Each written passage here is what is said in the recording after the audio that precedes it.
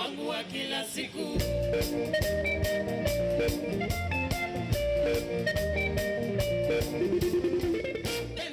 Standing by. As you can see on the left of your screen, tear gas has been lobbed at individuals who were trying to make their way into the stadium. Let me just take this back to my panel, because is this a case of excessive force? However, not against people who are, perceived to be in the opposition. Dr. Alutalala, what do you make of this? Crowd control. I'm not so sure the Kenyan police are adequately trained on crowd control. There are many ways of controlling crowd. First of all, I've not seen the policemen on mountain car with the speakers and telling the people, please clear from here.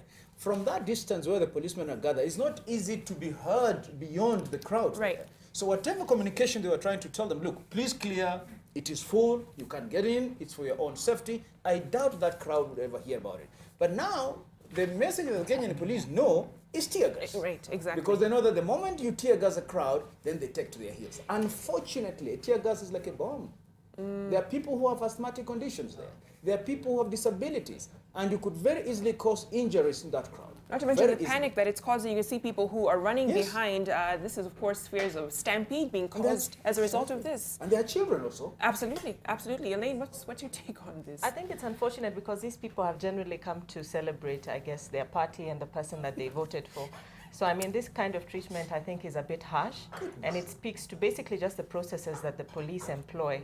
When you have crowds or demonstrations or people gathered in large numbers in places. I mean, crowd control should not even be happening at this juncture. It should have happened much further away, a couple of 100 meters away, such that at the very gate you don't have these issues of a huge number of people stampeding. I'm seeing now some people also have now broken through the ranks of the police, and they've come in. So I mean, it's generally chaotic. So it speaks to planning and preparation on the part of the police. It's a good point, considering the distance. It's so close to the stadium itself. Distance would have made a difference. Dr. Ngumi? Yeah, actually, the thing that I'm wondering about is the lack of duty of care as regards the organization of this event, which we've already been told has a stupendous budget. And so the thing I'm wondering about is why we didn't care enough about the people who would be gathered outside to make sure that they would have a screen they could watch, because this kind of agitation in the people is about not knowing what's going on, not being able to hear, and seeing that there are people who, if you are thrown over the fence, you can enter. So it's that what we call Ukenya, where there's an absolute until there's no absolute for you. Right.